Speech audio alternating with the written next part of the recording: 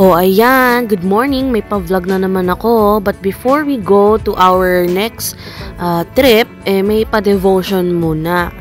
So, ayan. Kahit lagi kaming late, may pa-devotion. Hindi pwedeng hindi mawawala yan. So, this is our third day. Diba? Pinagsiksikan na naman ulit namin ang mga ganap sa isang araw. Napakahaba ng aming ganap. So, dito, kalahin mo yun, may merlion pala sa Vietnam. So, ayan yun, pinuntahan namin. Pero dragon yata yan instead of lion. Anyways, this is our Da Nang City Tour. So, ayan, pang third day namin ang city tour. Ayan, makulimlim pa rin ang panahon. Very rainy season.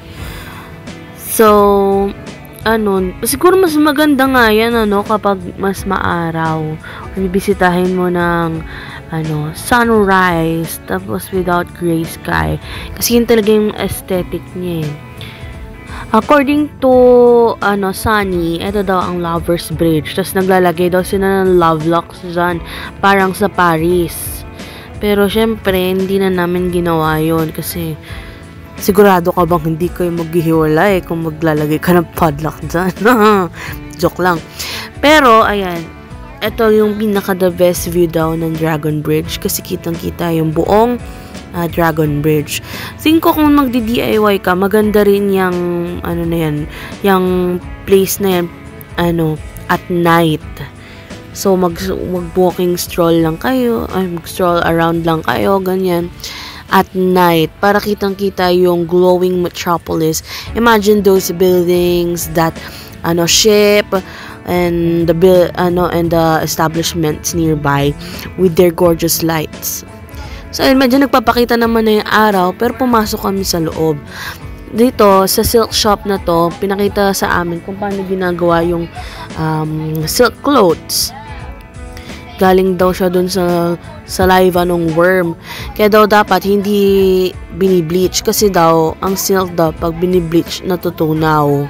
So that's how you find that that's how you test kung totoo ba yung silk through bleach. So dine-demonstrate nila kung paano ginagawa yung thread. Tapos ayan yung mga worms. Yung mga silkworms. Ito naman yung other group of tourists. May Tagalog silang tour guide. Sana all, 'di ba? So ayan na yung silkworm.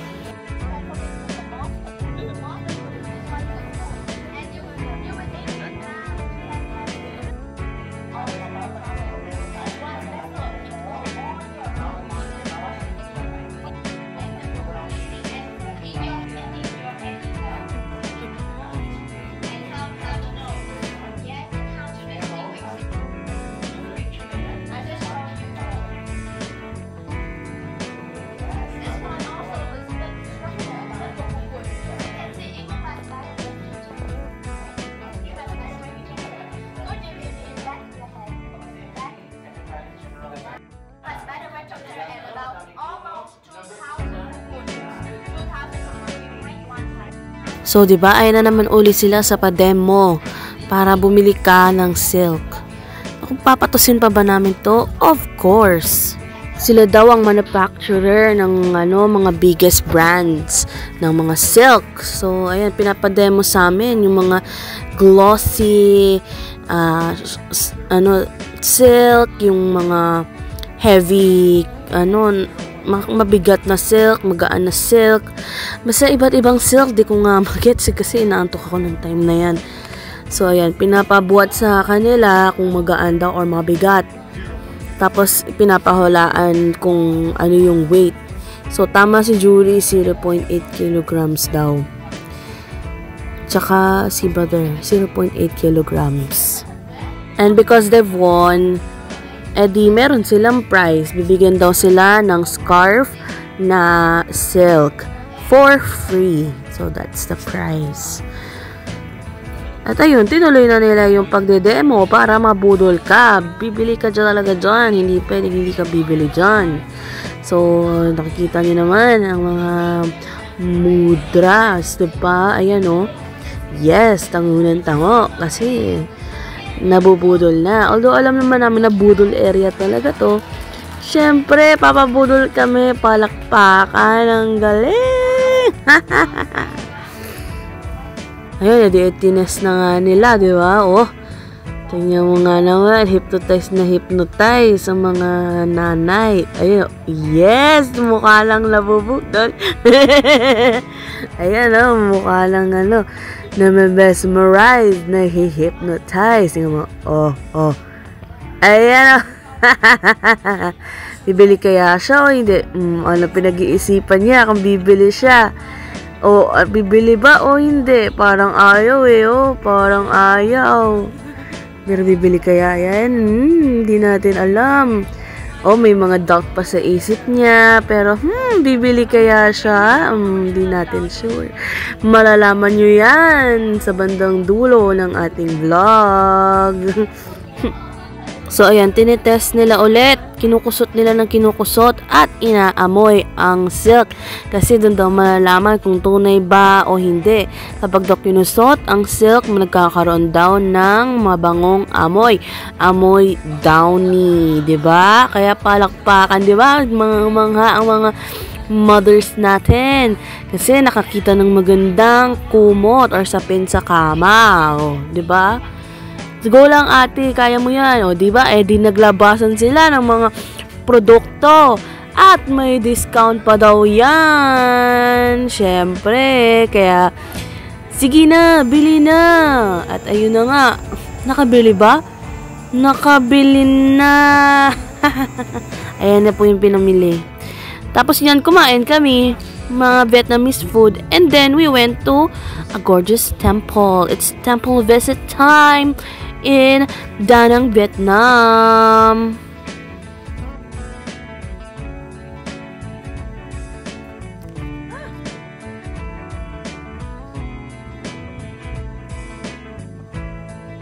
Kompleto ang Da Nang, Vietnam, no, sa mga tourist attraction. So, ito, minsan, mamimili ka ng trip sa Hong Kong kung mapupuntahan mo ba yung yung giant Buddha sa Lantau Island or meron kang mag-ocean park ka. So parang kung pagkakasyahin mo sa isang day mahirap, so mamimili ka talaga dito, kayang isingit, 'di ba, sa isang araw. 'Di ba? All in one, may sleeping Buddha rin sila. Which is, una namin nakita si Sleeping Buddha nung sa Thailand. Sa Grand Castle nila, Grand Palace. Basta una namin nakita yung Golden Sleeping Buddha sa, Thailand. Yun, temple visit. Diba? Parang kala mo, hindi nakarating ng templo, diba? Charar.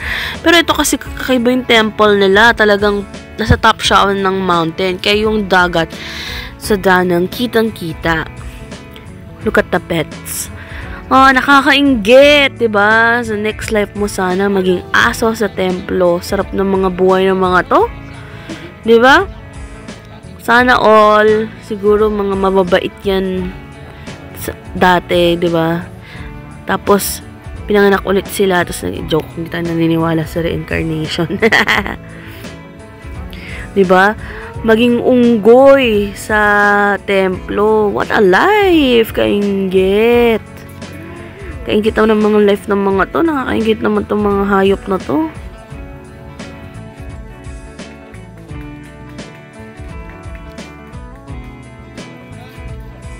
So, wala yan. Tambay-tambay lang sila. Ganyan. They know that they are pretty. They know that they are, tourist attraction. Mga unggoy. Ayan, Ayan lang. Chill-chill lang. Diba? Sana all. Sana ganyan ang life. Diba? Sana pinanganak kang unggoy sa templo. Diba? Hindi ka naman aso sa templo. Pa-chill-chill lang. Ganun. walang iniiyak. Hindi nagma-mental breakdown, ganun. Walang alalahanin sa life. Tapos ang ganda-ganda ng view, ganda-ganda ng panahon. Sana maging aso na lang o di kaya unggoy sa templo. Diba? O, tingnan mo. Happy lang, happy kid. Happy lang sila.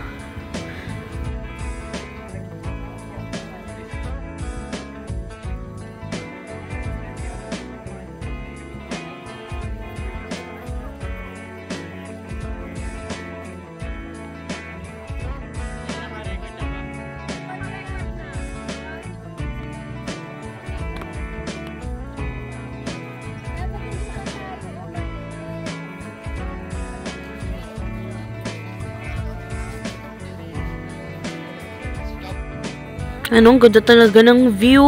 Nasa top kami ng mountain. Kaya ganyan yan. Imagine. Tapos, kapag nandun kami, dun sa kabilang bay, dun sa kabilang beach, kitang-kita rin yung Lady Buddha na nakita nyo kanina.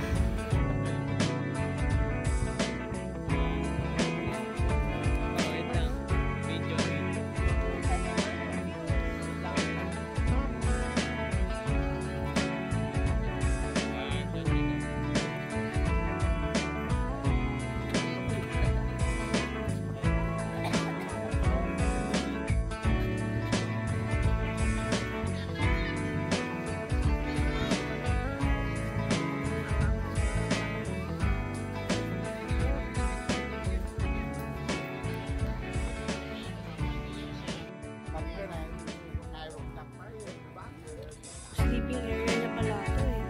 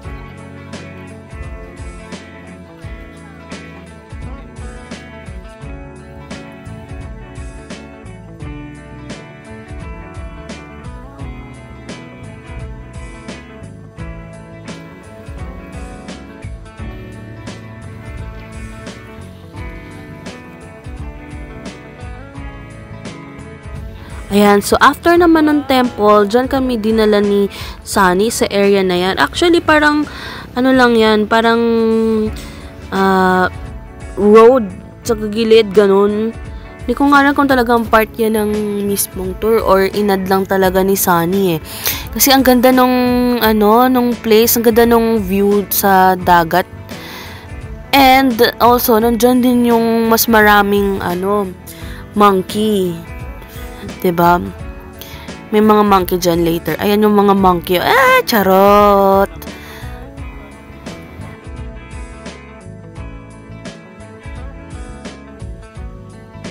Ang astig nga na yung mga unggoy, nandiyan lang hinahayaan nilang pagala-gala.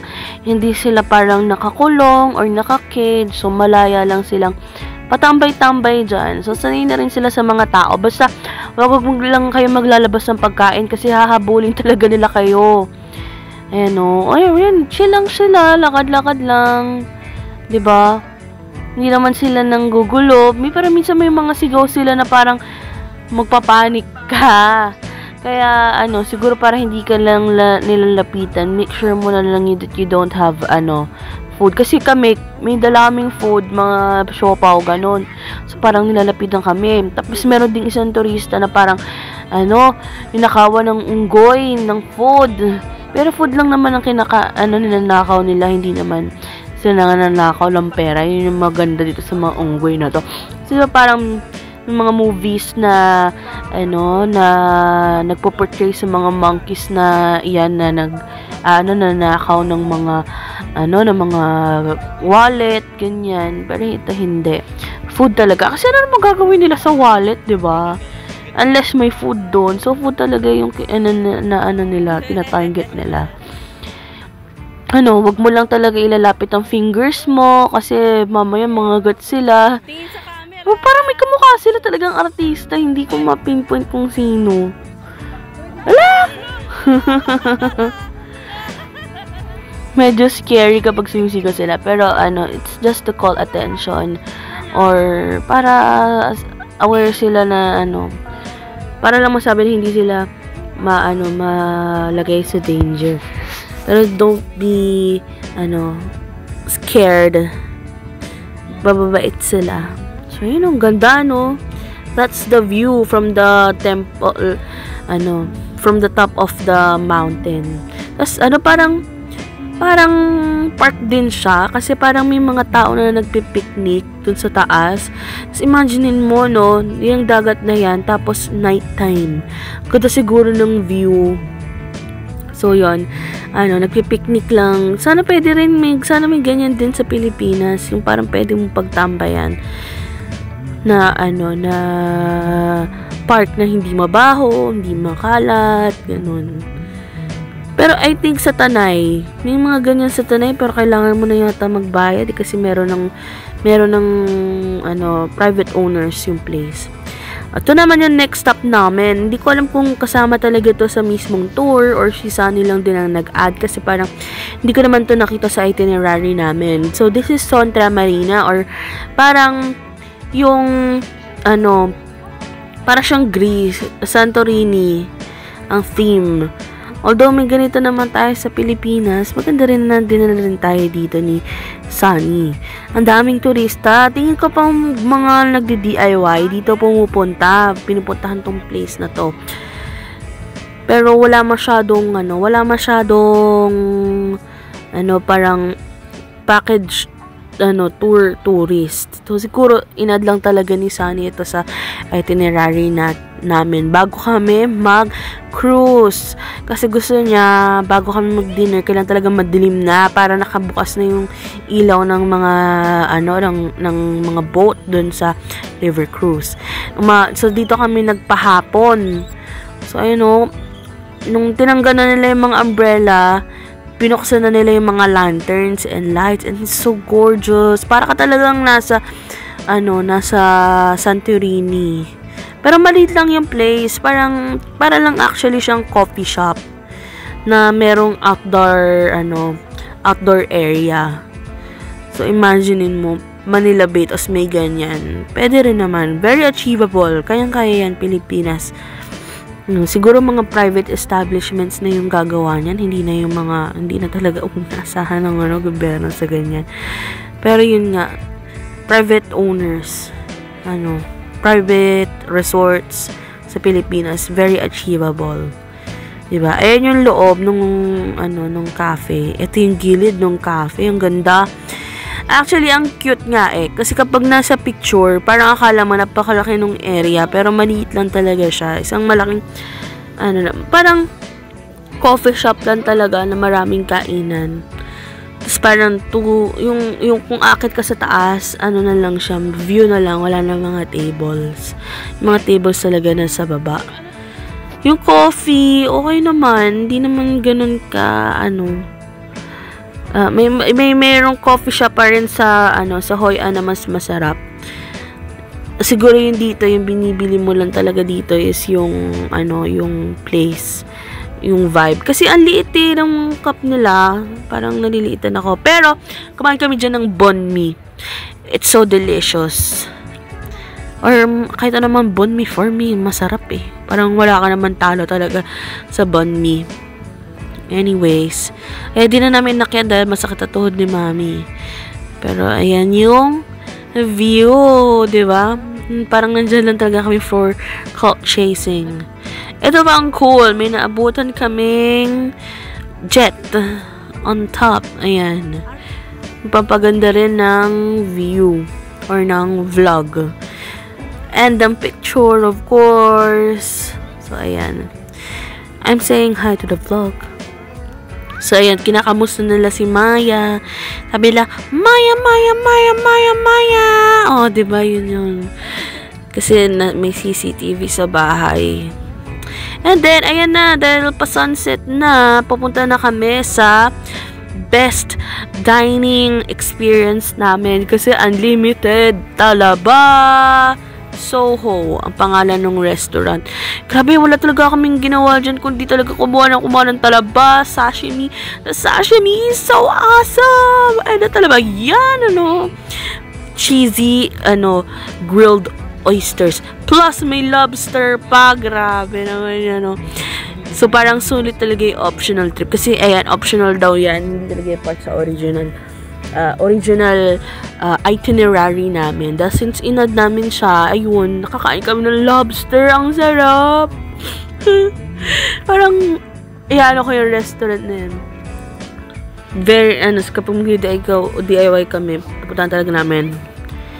Para kasing, alam mo yun, hindi pwedeng hindi ka makakain ng lobster talaba sa Vietnam. Kasi malinis, masarap. Hindi dyan sumakit ang tiyan ko. Diba? Yung coffee nila hindi nakakasikmura. I live. So, ayan yung cruise sa sinakyan namin. Akala ko nung una nga, isad kami mismo kakain. Pero, nagbigay na sila ng merienda na fruits, which is watermelon, tsaka either soft drinks or juice. Ang pinili ko ay Minute Maid, tsaka, watermelon. Ayan, masarap naman. Pero din ako kumain kasi uminom ako ng soft drinks eh. Kung uminom ka ng soft drinks, kakain ng watermelon kung ayaw mong sumakit ang tiyan mo. Saka nagtalaba pa ako, diba? Iba't iba na. Ayan, si Sunny nag-serve sa amin. And of course, sa cruise ship na yan, meron ding mga dancers, diba? Diba? Sana all, diba? Yung mga tao tuwang-tuwa sa mga dancers, di ba? Very hype na hype. Tapos bukod dyan, sa cruise ship na yan, pwede rin mag-karaoke. Pero syempre, dahil shy type tayo, di natin ginawa. So, ayan, in-hype na lang natin yung mga dancers. May mga kumanta rin naman. So, para mas masaya. Pero mas gusto ko ini-enjoy na lang din yung view. Kasi introvert ako eh. Ang galing nila ate sumayaw, diba? Hanep. Ganda rin ng mga Vietnamese, Parang sila yung lahi ng mga Southeast Asia na mapuputi. Very awesome.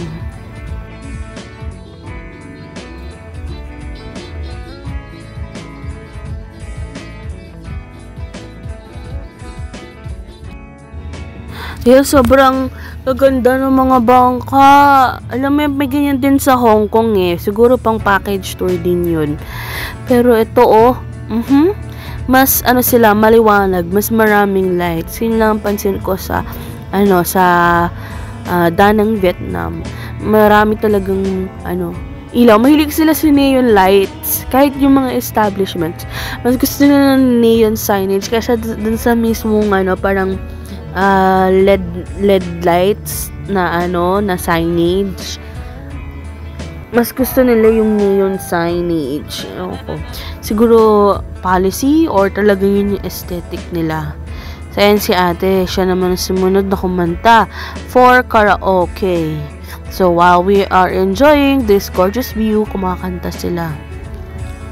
Very Filipino. Pansin ko rin sa mga Vietnamese mahilig rin silang mag-karaoke. Parang alalaki ng mga KTVs sa sa Danang.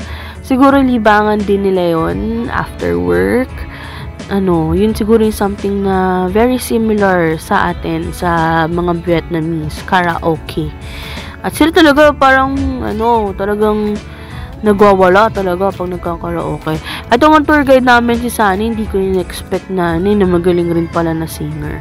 Si ate, very extrovert. Kumanta siya. Lady Gaga yata yung kinanta niya. I don't know the title. Pero ayun, masaya rin naman na may kasama kang mga Pilipino sa tour. Kasi mga very game na game. Unlike tayo, introvert lang, ganyan.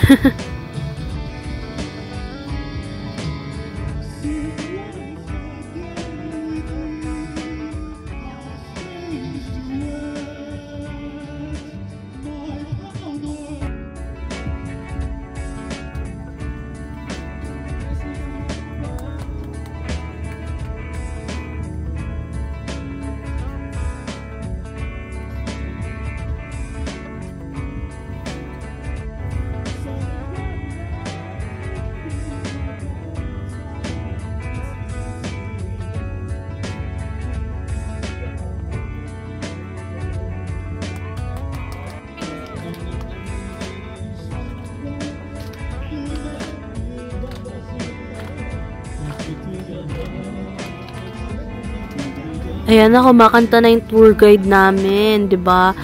Saka naman nakakita, 'di ba, ng tour guide, nakinantahan ka pa, 'di ba? 'Di ba? Oh. Very good, Sunny. 10 out of 10, 'di ba? Sunod na sunod ang ang kagustuhan ng mga Pinoy na turista niya. Kasi pinag-request siya na siya naman daw. Sample, ganun. So, ayun, kumanta si Sunny. Napasubo sa mga Pinoy na turista. Puti magandang boses, nire-reserve na pala yung ganyang boses niya eh. Singer din pala itong si Sunny eh. Hindi ko talaga sa mga Vietnamese, magagaling rin kumante eh. Ito pala yun.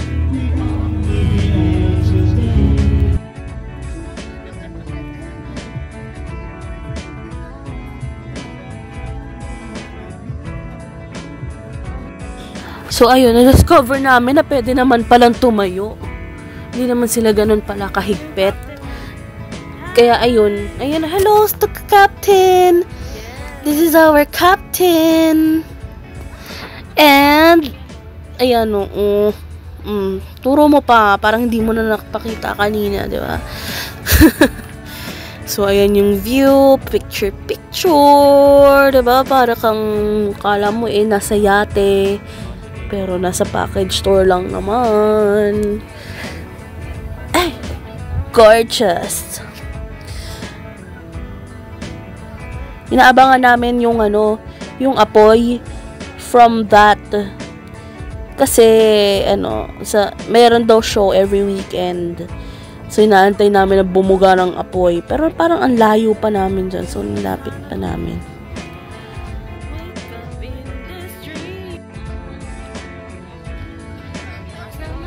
Yun, kumakanta ako ng Beanie kasi may mga kumakanta ng karaoke, Beanie yung kanta. Mga Pilipino rin kasi mga kasama namin. So, ayun yung Dragon Bridge at night. Antay na namin na bumunga siya ng apoy. Ayoko maliwana. You know? Juris, ang ganda ng ganong angle. Tingnan mo yung angle na ginawa ko.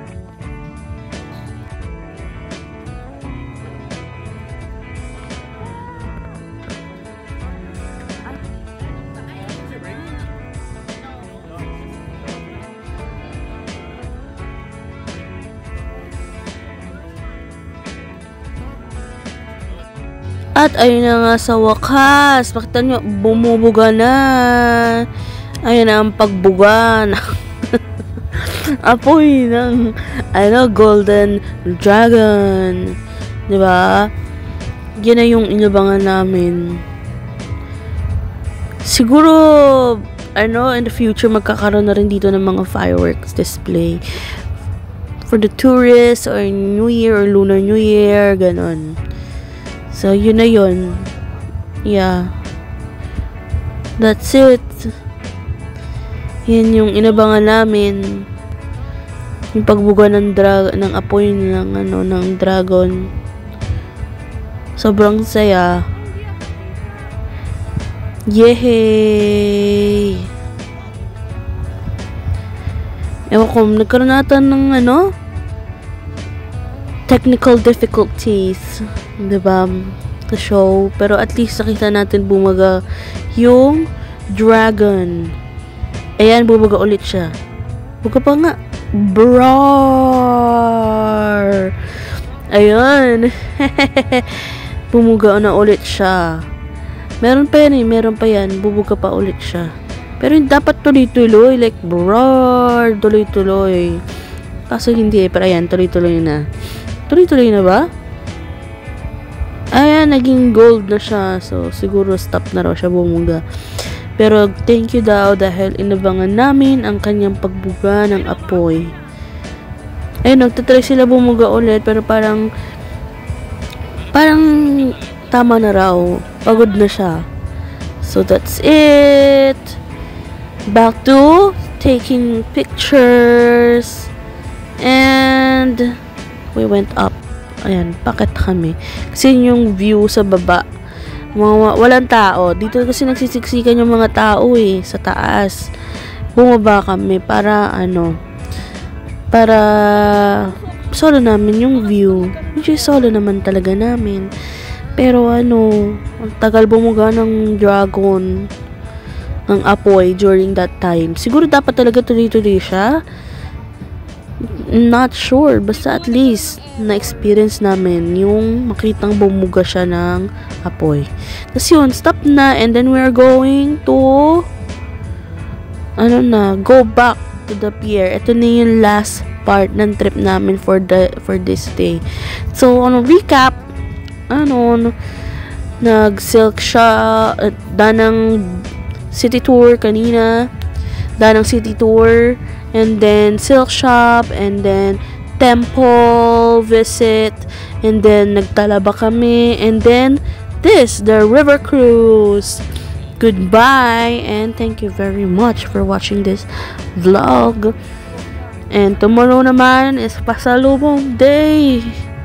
Bye-bye! So, enjoy the rest of the vlog. And may isa pa yata akong bonus clip. Just watch it. And enjoy! I'll see you on the next vlog. Pagod na narrator nyo. Pagod na ang pa-voice over. Sabog na. Gusto na matulog. Kapagod din. Grabe. Kapag talaga package tour ganyan mga te, talagang pinagsiksikan lahat ng ganap sa iisang araw. Kaya kandalagnat ka. Kinagabayhan. Pero kung kaya mong tiisin ng ganyan, go mo lang. Pero ayun nga, number 1 recommendation ko pa rin ang DIY tour. Again, this is the bonus clip. See you on the next vlog and good night, Vietnam.